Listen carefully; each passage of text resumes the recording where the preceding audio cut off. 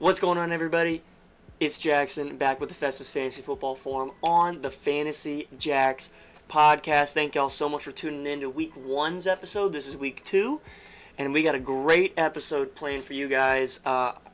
Again, Week 1 in the books. It's already here, and I'm super excited. It was a really fun week. Came all the way down to Monday night. For this video, we're going to be doing the matchup recaps as we always do. Updated power rankings. We're going to be doing the picks. We're going to be doing the matchup previews, and we also got a couple segments from some other members in the league coming your guys' way. So be sure to, stay tuned for those and enjoy it. Again, if you guys have any ideas and things that you want to have implemented into the forum, feel free to just send me them, and I'll include them in special segments. It can be your own kind of analysis. It can be your own thoughts and whatever. So be sure to do that. With that out of the way, guys, let's get into the matchup reviews of Week 1, and we'll get them out of the way pretty quick, so here we go. Alright, guys, Week 1 matchup reviews. Week 1 was definitely a weird one. Not a lot of huge scoring, a lot of duds by tons of top guys. A lot of teams underperformed, and we're not going to single any team out specifically, but, just teams underperformed this week. And that's okay, because it is Week 1. No need to panic right now, but we are going to get into everything for this video.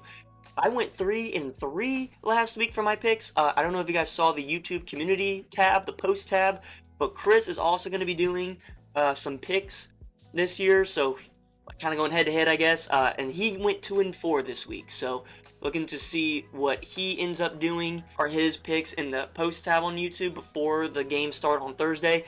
If I get them earlier, I'll include them in the forum video. But for right now, guys, let's just go through the games. So, first game of the week, this is the biggest blowout for sure. 50-point buttfuck. Bucky's backpack took down the Guardians of Your Mom's House 127.72 to 74.92. It started off with Justin Herbert being just a god, which he is, and we all know he is, but he's just amazing. And then, guys, I told you, it's going to come down to, which it didn't end up, but it's going to come down to if J.K. Dobbins or R.J. Harvey scores more for their teams, Bucky's or the Guardians. And what ended up happening was J.K. scored more, and, Bucky's backpack won. And nothing else was really the reason for that win. Definitely not A.J. Brown scoring 1.8, or only two people scoring over 10 points, and only one touchdown scored for the Guardians. That's just an awful week. Really scary. Garrett Wilson was on the bench. Terrible week. Good win for Bucky's backpack, the high score of the week. So good for him. Let's go now to Team Didi.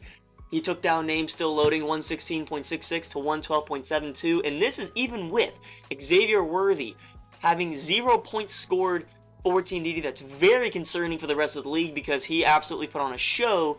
Second most points scored this week without a player, which is very impressive. However, though, Brock Bowers got a little banged up, goes up against a tough matchup next week against the Bolts. We'll see how he responds, if he ends up playing next week, because it was a knee issue. And then, of course, Xavier Worthy with a shoulder injury. Names still loading. The Brown stack looks really bad. Njoku and Jerry Jeudy, even with Joe Flacco, did not look great.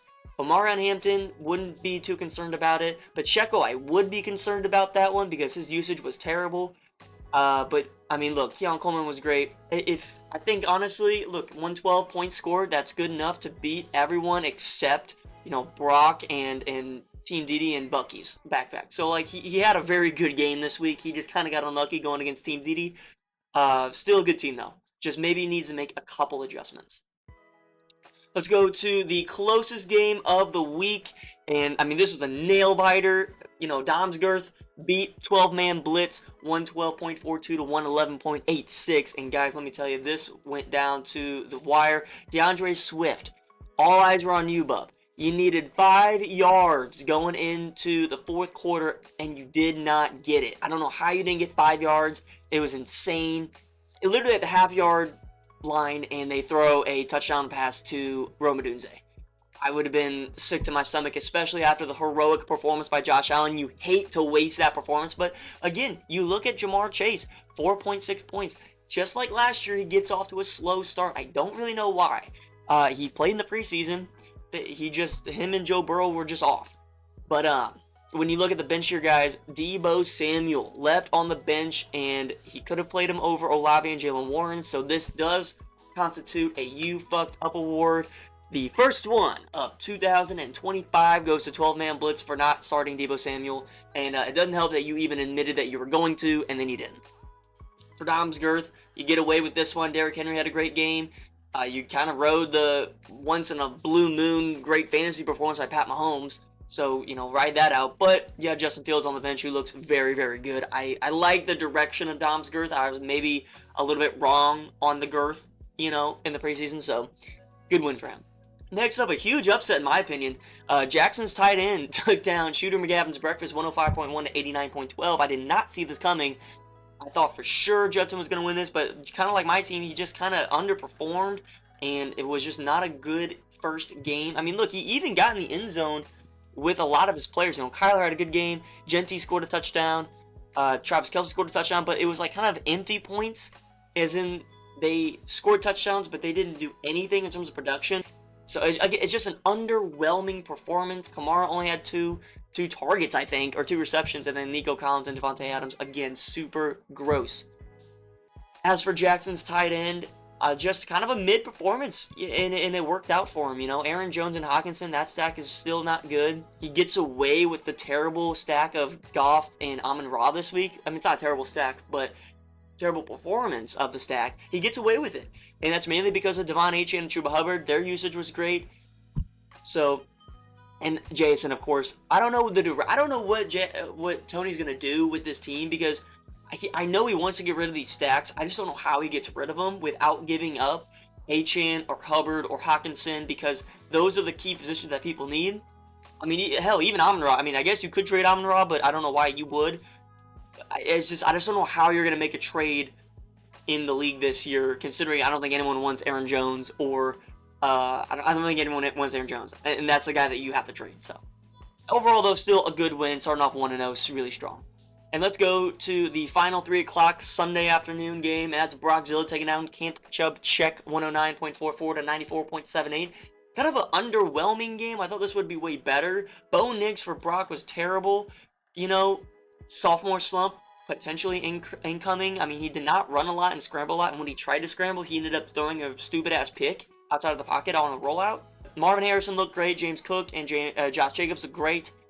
Tyler Warren looks absolutely phenomenal. The problem here is Jerome Ford in this last flex spot, and although you do have Cedric Tillman and Javonte Williams, I don't know the confidence in starting them. I mean, I get it. Cedric Tillman was great usage this week. Are you confident with him? I don't know. If you can just throw up this last flex spot, like I said, guys, this is the #1 team in the league for a reason last week, which I ranked, and I think it stuck to that. Even with an off week from Justin Jefferson, the team got it done.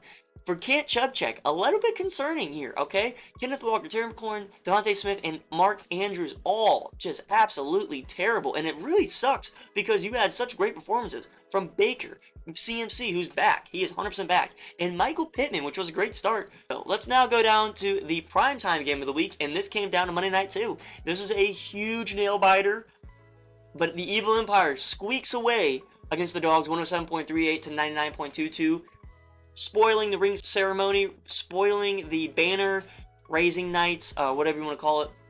Started on Thursday with Jalen Hurts. I think Chris loves the mobile quarterback, kind of like how I won last year with Josh Allen. I think the mobile quarterback is the way to go in fantasy, which credit to him for getting them. Jahmyr Gibbs and Breece Hall looked great. Rome Odunze didn't look good until the very last quarter of the game, where Caleb Williams gave him that touchdown. Still I kind of like his usage. How many targets did he get? He got 9 targets. That's pretty good, actually. So, yeah, liked his usage. Shaheed, a little weird there. But again, this team is just trying to get to Rashee Rice in week 7. But now there is concern with Tyreek Hill and Evan Ingram. So we'll see about that. For the Dogs, I mean, just, Joe Burrow played terrible.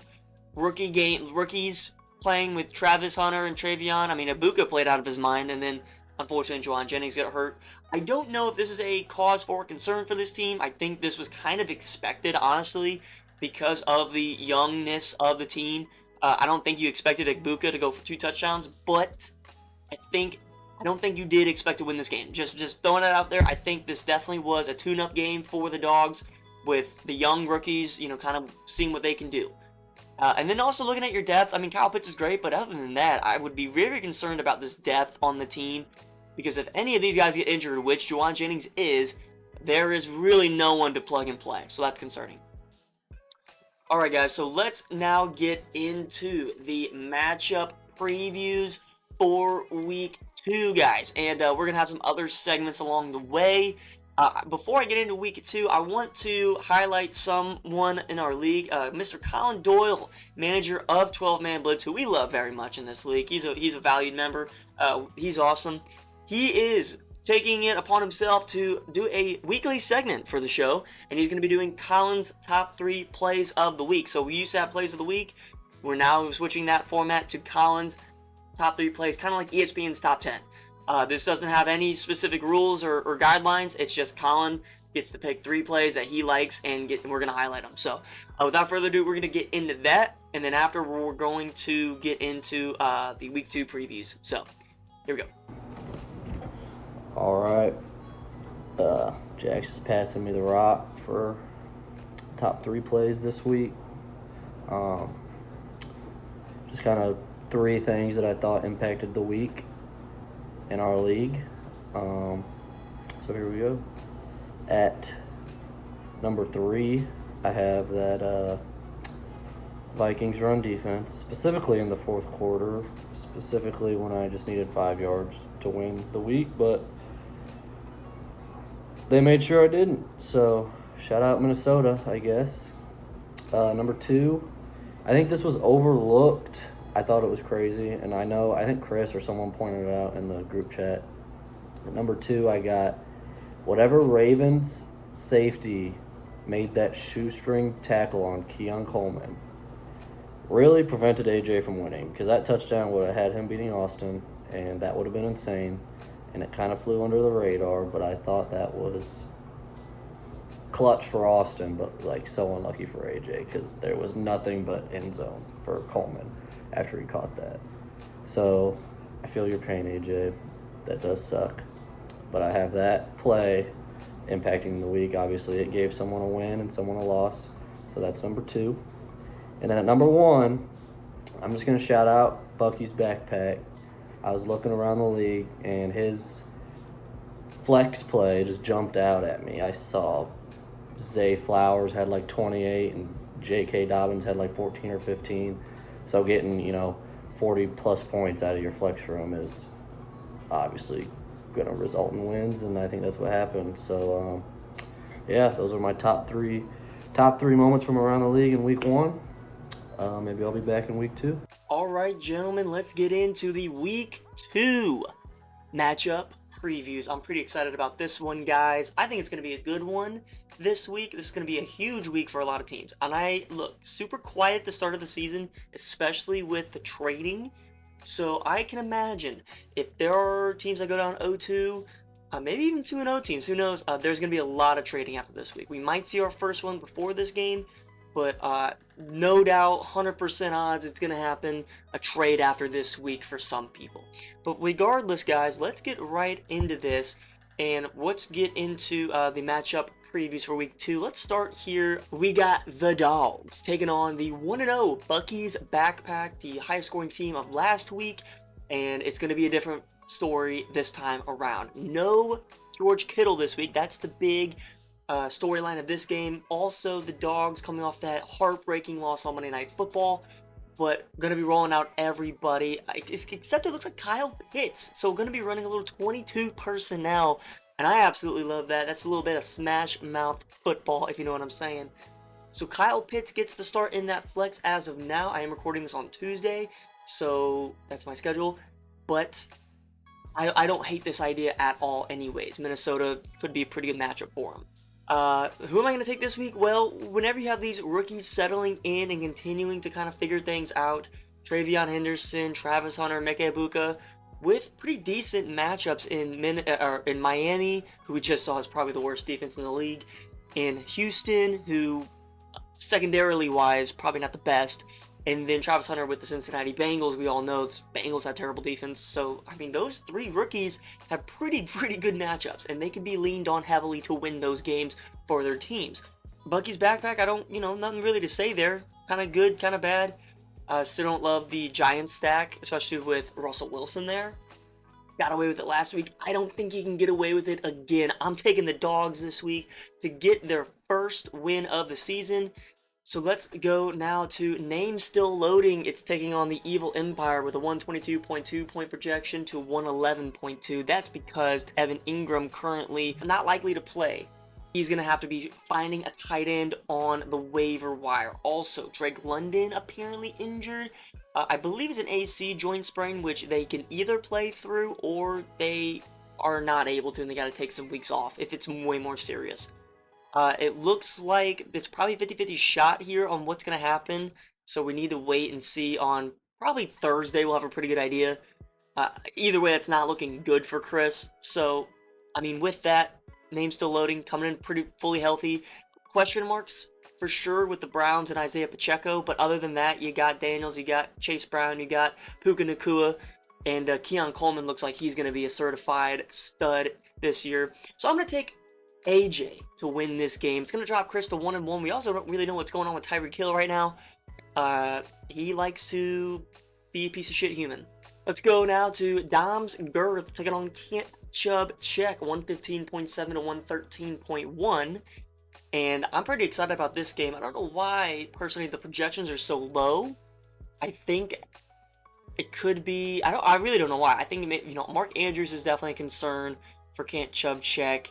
And I know Dylan Sampson did really good last week, but it's just very risky to put him back in, especially with Quinshon Judkins most likely getting some playing time. Justin Fields I like, Derrick Henry obviously, David Montgomery, we'll see. Brian Thomas should expect to bounce back. This doesn't really feel like a fun game to watch personally, but it's going to be a competitive one in my opinion. McCaffrey's going to go probably for 40 points. I mean, he's going to go nuclear against that New Orleans defense. Jonathan Taylor, this is going to be a tough one. This game could come down to Jonathan Taylor, and it might cost him. I mean, me personally, I'm toying with the idea of sitting him in the keeper league. I mean, that Denver defense is really, really good, especially the front seven. So, who knows? Terry McLaurin, don't really love it against Green Bay. Obviously, Devontae Smith against Kansas City. I think that's going to be a great matchup. Huge bounce back potential for him. And A.J. Brown, thankfully. Kenneth Walker, hopefully, can bounce back. Yeah, this is going to be an interesting game. I don't really know. I don't really have a favorite to win this game. Like, it's not super one way or another. I am going to take Mez to win this game. I just like the bounce back potential out of Devontae Smith, Kenneth Walker, Terry McLaurin. Now, Jonathan Taylor does scare me, but if there's any elite players I can overcome in a matchup, it's him. For Dom's Girth, I just don't see it this week. That's just my opinion. And I know he's not going to like it, but go fuck yourself. Next up, let's go to a divisional game this week. Team Diddy taking on the Guardians of Your Mom's House. 116.5 to 117.5. Look at me getting a little, little projection increase there. And it's not going to stick because he doesn't have Brock Bowers in, who is more than likely. I mean, it's probably like an 80+% chance that he plays this week. He could have went in apparently on last week. He didn't. So he's most likely going to play. I hope he doesn't because that'd be awesome for me. Another big question mark is Xavier Worthy. Does he play or not? It looks like he has a 0-point projection total. They're not really open with what the injury is yet. Like, as you can see, it's a day-by-day injury. The dislocated shoulders, sometimes you need surgery, and that can be, he's looking at IR potential, which sucks for Team Diddy, but it is what it is. Right now has Wan'Dale Robinson in there as the replacement. I don't know why, because you could just slide in Ricky Pearsall right here and then mess around with it too. But I get there's no depth here. There's just no depth on this team. So, am I going to take advantage of that? I hope so. The only problem is Austin Eckler has to slide into that RB2 spot, which is very scary. Was toying with Nick Chubb, might put him in there, but RJ Harvey has to sit the bench until he can prove to me that he's going to be a reliable starter. He's at least a flex play. For now, he's not a running back 1 or 2 play at all. Jalen Waddle also probably going to be toying with him and DJ Moore. Just don't trust Tua yet. And I liked DJ Moore's usage and his potential. He had a couple touchdowns overthrown to him. So I really think he's going to have a good game against Detroit's secondary this week. So all in all, who do I have winning this game? Well, obviously, Brock Bowers.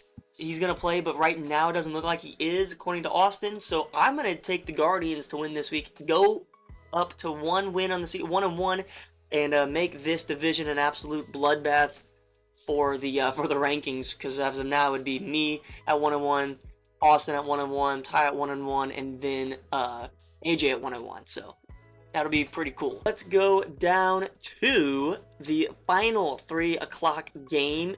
And that is Shooter McGavin's Breakfast taking on 12-man Blitz, 121.1 to 119.8. I think this is the highest projection total game of the week, potentially, if I'm not mistaken. And this is going to be a fun one.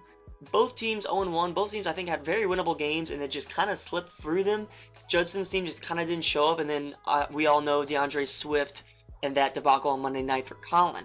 This is a very interesting matchup here. I think both teams had good matchups and bad.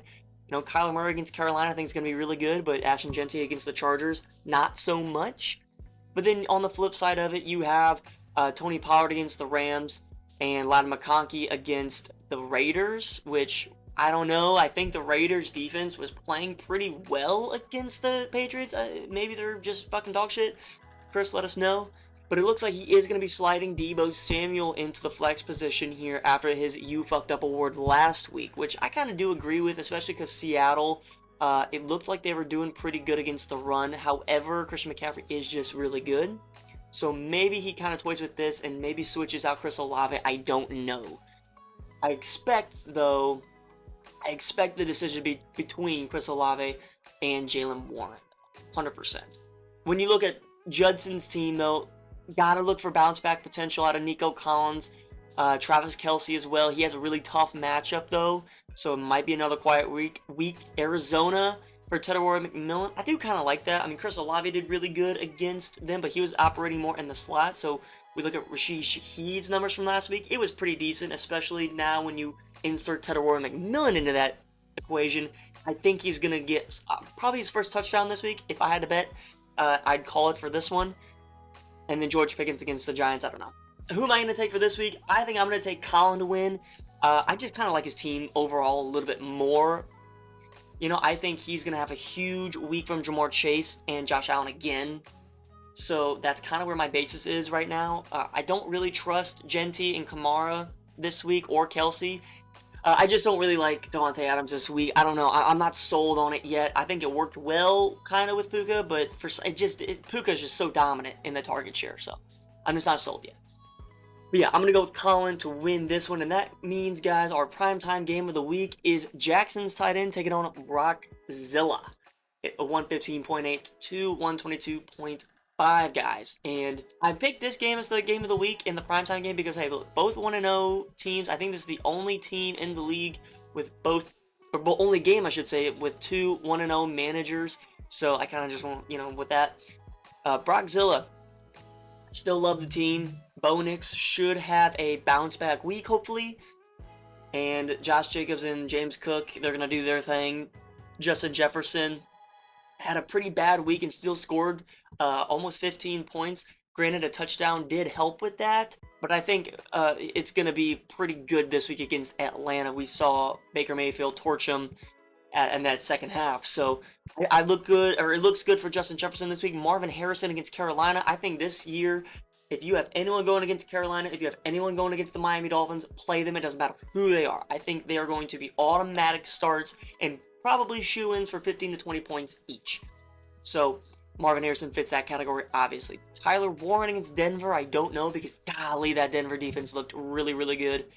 Cortland Sutton to stack, and then Javonte Williams getting slid into that last flex spot. I kind of like that play, actually, but it is a little interesting with Matthew Golden and Cedric Tillman on the bench. What happens? I don't know. Does he overthink it?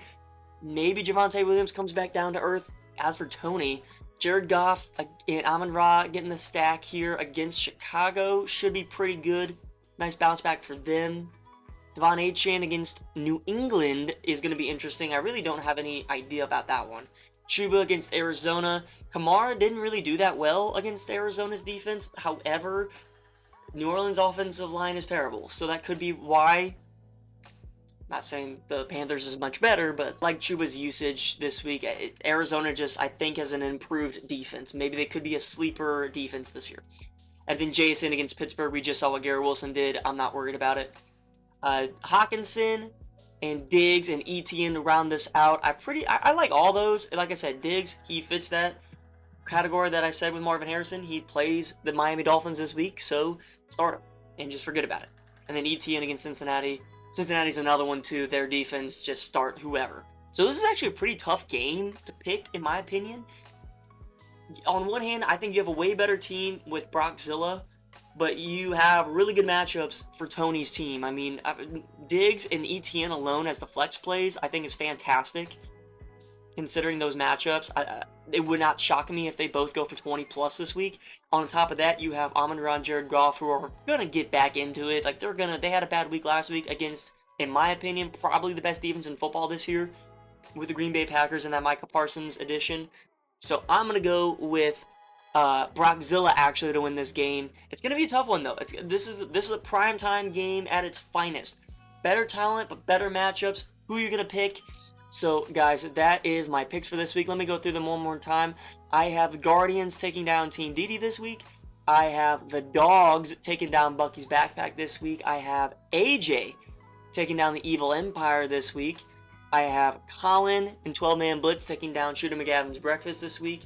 I got Can't Chub Check going up against Dom's Girth this week, and he's going to win.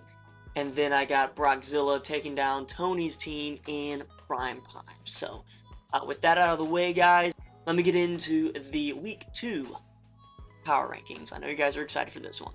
Hey guys, this is post-Jacks on Wednesday when I'm editing this. I apologize, I didn't put this portion in the video, I didn't set it up.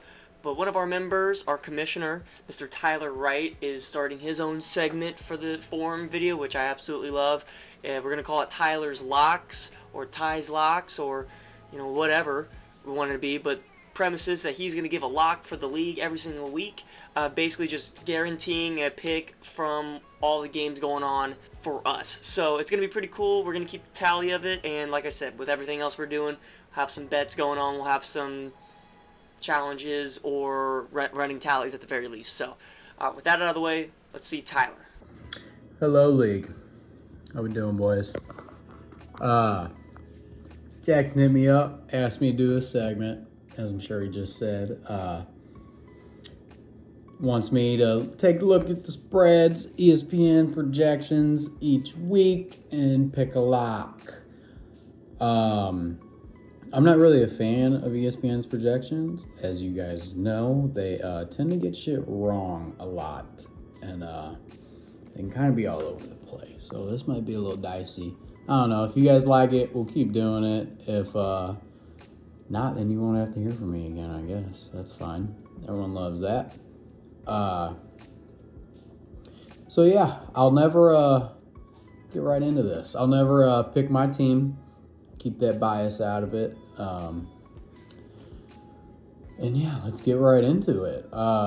We'll keep a tally, and if I do good, we'll make Jackson do something. If I do bad, then I'll do something. Never know. But we'll figure that out later. So a couple big large projections this week. Couple big spreads, as you might say. ESPN has a lot of us in close matchups except for two. AJ's an 11-point favorite against Chris. I think he can cover that. We'll see about Tyreek Hill, I guess. But, yeah, have fun with that. So we're going to go with Brock versus Tony. Got a 7-point dog over here. Tone Dog is. My boy. It was always our Knowles, baby. It was always our Knowles. So we take a look at this. Brockzilla, 7-point favorite. I like his matchups this week. Jacobs Thursday night. Quentin Williams was fucking our Steelers up. So James Cook might have a tough day. But Jettas, Marvin, Warren, Sutton, Bo, Jacobs. I think they all got pretty solid matchups. They can make something happen for the kid.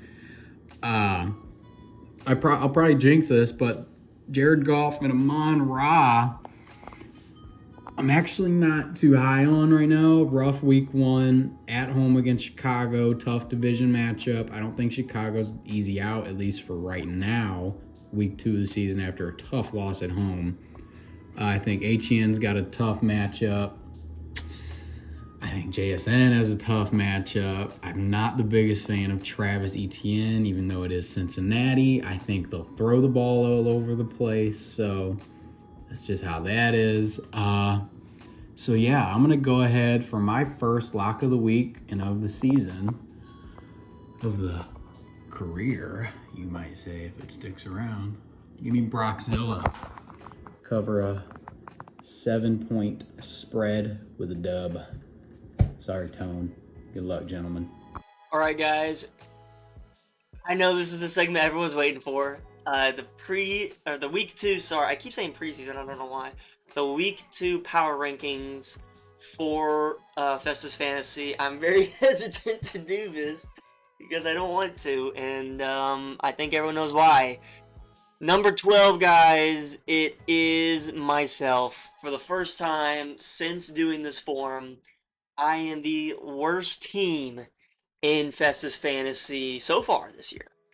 First time ever ranked last, and that was definitely tough to swallow. And I had to.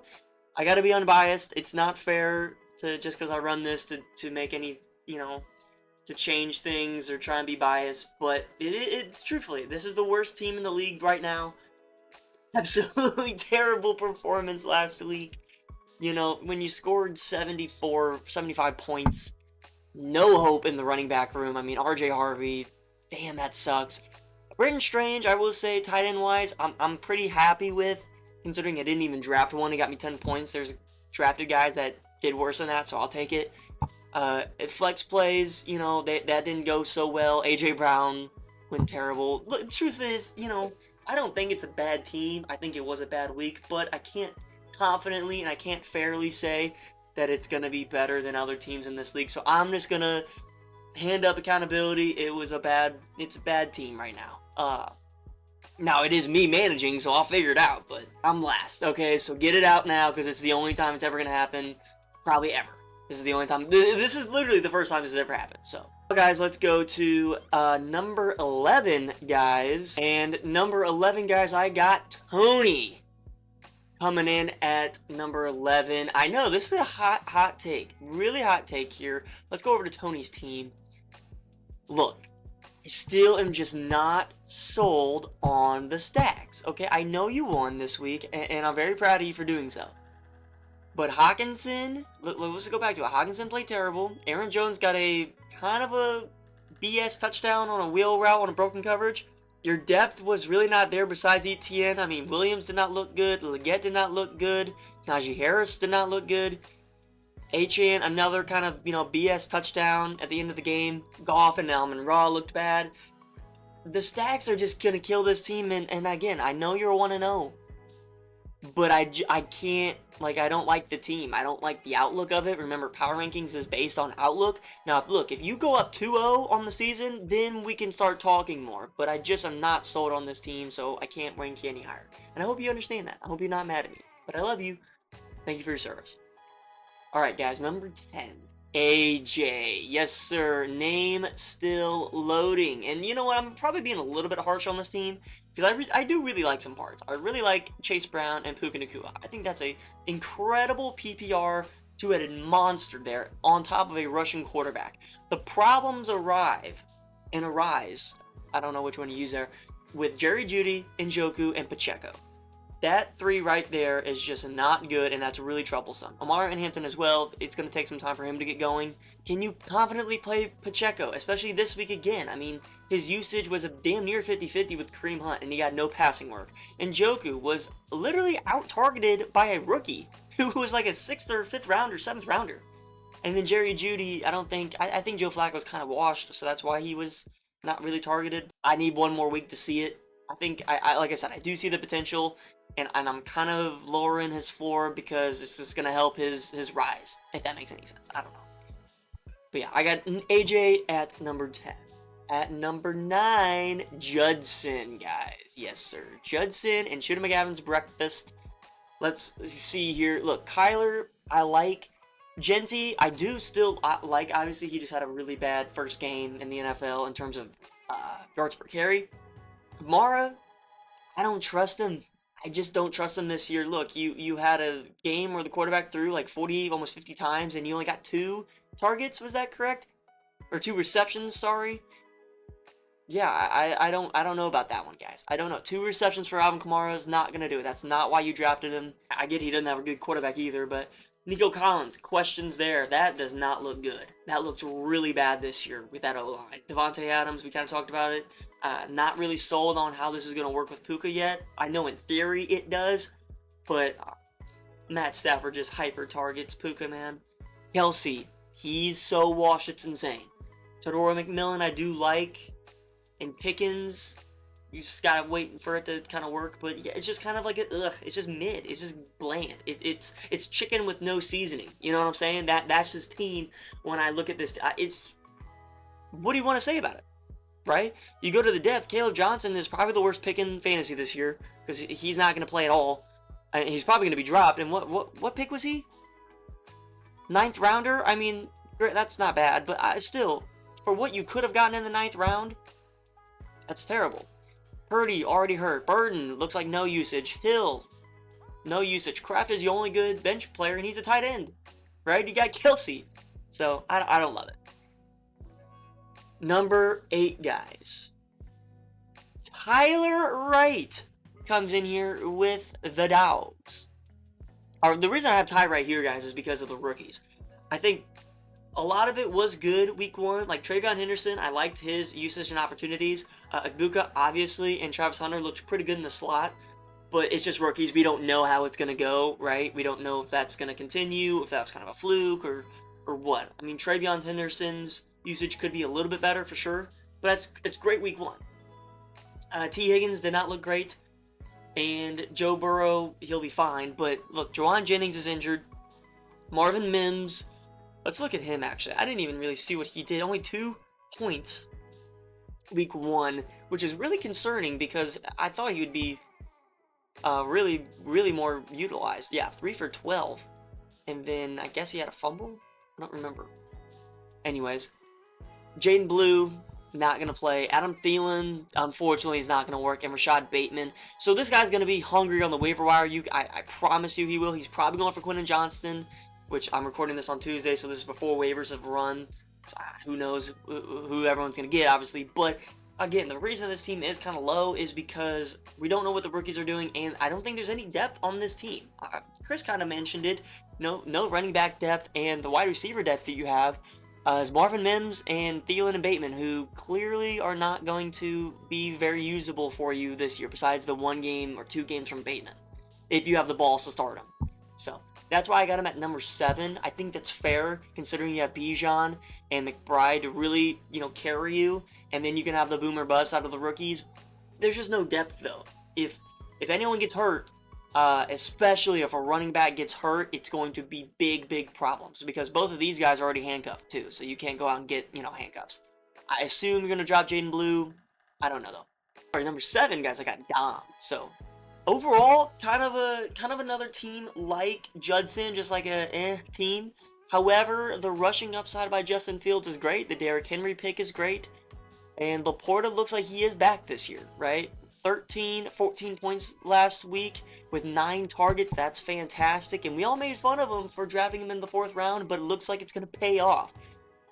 The only problems are still the flexes, okay? Flexes are terrible with Shakir and Sampson and Bill Krosky, Ramondre. Like, it's just not great depth, but it's serviceable for sure. I think this depth is obviously way better than the other teams on this list. Or, I'm sorry, on the power rankings as of now. Are you sold on Mike Evans? I'm not, but he's reliable, I suppose. Brian Thomas, I think, had a terrible week, but he's going to bounce back. And then Fields, can he repeat it? I think he can. That rushing upside's there. That floor is going to be there. So that's why I kind of have him at number 7. I think it's actually a safer team than people kind of thought, myself included. And Laporta's back, baby. Laporta and Derrick Henry, they're back. So I got him at number 7. Let's go to top 6, guys. These are current playoff teams, in my opinion. Number 6, Jay Gill. Absolutely insane week 1. And I'm not going to try and be rude or anything, but I definitely think that was a huge boom week for him. I get it. Yeah, still a lot of things go wrong for him, like Kittle got hurt, Neighbors and Tyrone Tracy weren't really utilized. However, though, Zay Flowers, that he went off. That I think I saw something that's the most yards he's had in a game in his career. J.K. Dobbins looks like he's going to be a viable flex play for the rest, at least for the next few weeks while he's healthy and has legs. Kittle going on IR, which does suck, and that does drop Jay Gill down a little bit for me. That's why I have him at 6. But hopefully Colson Loveland can fill in. He didn't really do much last night, so that's a little bit concerning, especially, kind of being drafted as that safety valve for Kittle, and it's not looking very good. Justin Herbert, fucking great pick there. And Bucky, PPR monster. DK looked great, but just not enough. Receptions, I didn't realize he had 7 targets. 4 receptions, though, on the 7 targets. 4 for 83 is pretty good, just you need more catches. You want DK to be the more PPR guy. And I get it, that's what Malik Neighbors is supposed to be. But with Russ, I don't... 5 catches on 12 targets for Russ, and those 12 targets, those aren't really catchable. Those are not catchable targets. So that's a big problem too, kind of scary, but once Jackson Dart gets in there, you're fine. So I just got Jay Gill moved down a little bit because of the loss of Kittle. Overall, though, still a good team. Looks like it's going to be in the playoffs. So I got Bucky's back at number 6, guys. At number 5, I got Mez. And this is the, I believe, highest team with that's 0-1. And that's because, look, guys, he had a bad week. Like we all did. Okay, all of us had bad weeks in our own rights, okay? We don't need to judge. We can just move on from it. But for Mez here, particularly, he had Kenneth Walker do nothing. Wide receivers did nothing. Jonathan Taylor actually did a lot, just didn't get in the end zone. Like 18 carries, and it resulted to 13 fantasy points. Not that great. So that's probably an outlier for sure. And now he has flex options too. I mean, he hasn't made any adjustments as of now when I'm recording it, but I can imagine one of these 2 guys is going to go in for Michael Pittman, especially against Denver. So looks like he's looking good. He has options. I think he makes a trade at some point. Maybe he doesn't. I don't know. He has a lot of options because he has great running back depth and he has good wide receiver depth. The problem with his wide receiver depth is how trusting can you be in it, right? Michael Pittman, how can you really trust him season long? Keenan Allen, can you trust him to stay healthy for season long? Hollywood Brown, what's his usage whenever Rashee Rice comes back? And Xavier Worthy when he comes back fully healthy? Chris Godwin, what's he going to look like, right? Whenever he comes back? I don't know. So this is definitely going to be an interesting team to look out for. I think he has the best depth on the team. Just no running backs on the bench as of now. I'm assuming that's going to change. And Mark Andrews, yikes. But overall, I think the 5th best team. I'm kind of yapping on this guy. I don't really have many notes for him, especially because I just think it was a bad week. So, like I said, it happens. Let's go to number 4, guys. And that is going to be Colin in 12-man blitz. I take that back, guys. This is the highest 0-1 team. And again, he should have won last week. DeAndre Swift couldn't get 5 yards in the 4th quarter, which is absurd. Again, he was on the half-yard line, and he didn't get the ball to rush in. That's crazy to me. Josh Allen, fantasy stud. I truly believe he could be a first-rounder next year. He's that important to fantasy teams. Jamar Chase, he'll be fine.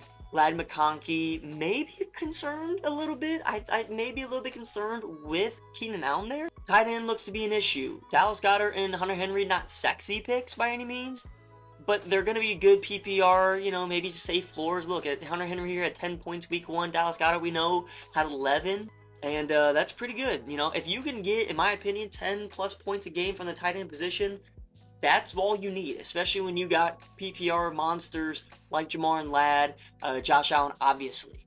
DeAndre Swift, okay, let's be honest with ourselves. We are a little concerned.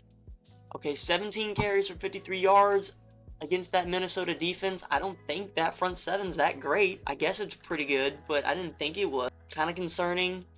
Tony Pollard, he had a really bad week, but again, that was against the Denver defense. So that's actually a good one, a little bit different. But I think the main concern here is only one reception for 29 yards, and I think Cam Ward needed to check it down to him, and he didn't. So hopefully that increases. If there's any area, it is the running backs. I'm a little concerned with. There's no monster there, right? There's no lead guy. He went 0 RB, which I respect. He bought into it. Overall, decent depth as well. So with Jalen Warren, we'll see. We'll see where this team ends up. If this team goes down to 0-2, though, I think there's going to be big questions facing Colin. Top 3, guys. Top 3 teams in fantasy football so far, in my opinion. At number 3, we got Austin Team Diddy. Xavier Worthy and Brock Bowers already hurt. Christian Kirk already hurt. The injury bug is hitting this guy quickly, which is, if I'm him, I'm a little worried, especially having to potentially roll out Kincaid and Wan'Dale Robinson these next few weeks. You know, no exciting depth with Cam Skattebo and Tank Bigsby. I don't think you can play either of those guys for probably 6 to 7, maybe 8 weeks. Lamar's great, Saquon's great, James Conner is going to be great for the first half of the season. How good is he at the end of the season? I don't know. Ricky Pearsall, now that is going to be a huge play there. That's a great pick, in my opinion, the early front runner for draft pick of the year so far. I mean, look, 7th round, now he's the clear number 1 option in terms of receiving for the Niners. That's great. Jacoby Myers looked great. Brock Bowers looked great, obviously, when he was on the field. I like the team. Xavier Worthy, though, that's a huge blow, because this could be a potentially year-long injury, honestly. I mean, shoulder injuries are really finicky, and if he tries to go out there and play and he takes a wrong fall or he takes a tough hit or whatever, he could be out again, and that's the problem, especially with Rashee Rice already coming back in a few weeks. That's just not what you needed out of Xavier Worthy. He was going to be a home run play for you, and it's just not going to end up that way, in my opinion. Overall, though, still a very solid team. Number 2, guys, the second best team in fantasy this year is Chris right now. Again, I don't see anything changing out of Chris. Drake London, injured. We'll have to monitor him. Evan Ingram, injured. Gonna have to monitor him. And Tyreek Hill, we mentioned it earlier. He just likes to beat people up. That's not good. Terrible teammate as well. He's probably going to get traded, which I think Chris is trying to talk himself into liking. But I know you're still a little worried about that, considering if he goes to the wrong team or if he goes to somewhere he can't pick up the offense as well. I just prefer to have him stay in Miami at this point. Just chalk up week 1 as a terrible week, right? Rashee Rice is going to come back soon, and it's going to be dangerous. Jalen Hurts, Jahmyr Gibbs, and Breece Hall looks great. Ramadunze looked pretty good as well with the target share of him. And then Rashid Shaheed, I don't know. It's kind of mid in my opinion, but if he works, he works. I mean, I can't knock 9 targets, right? 33 yards, yeah, that's terrible, but 9 targets is not bad. So, I'm going to keep Chris at number 2 for this week. And that means, guys, I don't have to reveal it. We all know Brock is the number 1 team in the league still. He had a bad week last week, in my opinion, and he still won. He kind of got it done with a 1.5 and a 6.8 point performance from Bo Nix and Jerome Ford, but I don't think that's going to happen again. I mean, go to this week, right? You already got Javonte Williams in there, and Bo Nix is surely going to bounce back. But he's got options. He's got good depth. He could play Drake May if he wants to. Going against Miami, I probably would, personally. At top to bottom, he's got everything. He's got great running backs. He's got great receivers. He's got great tight end, and he's got great flex options with pretty good depth. I will say, running back-wise, not so much. We'll have to see what Judkins is all about. Maybe he attacks the waiver wire. I don't know. I want to go to the standings just real quick to see. Currently, right now, it has Jay Gill at number 1 because of the points for. 62% chance to make the playoffs. That's the highest in the league besides Team DD. And I think Team DD's is obviously a little inflated. I think Brock is for sure the best team in the league this year. And is this the year that, Colin drops the division title, right? Is this the first year? Does someone overtake the West? That's going to be interesting to monitor this season as well. That's going to do it for me. I hope you all enjoyed this episode. If you did, please leave a like. Hope you enjoyed the segments and some videos that were included in this week. please, if you guys want to be included, if you have any ideas for the forum, please send them my way. I am wanting and willing to do whatever you guys want to have added and seen, just to keep it fun. I think so far this year's been 2 pretty good episodes. Honestly, I kind of like the setup, recording on here. It's easier for me to edit, which I really appreciate. Check the post tab regularly, guys. I think I'm going to have Chris's picks in there by Thursday. He didn't get them to me as the time I was recording this, so I'll have them on the post tab. And maybe we'll decide, maybe we'll do like a little challenge between me and him, and we'll figure that out. So with that out of the way, again, thanks so much for watching. Good luck to everybody this week except Team DD, fuck you, and your team. Alright, bye-bye.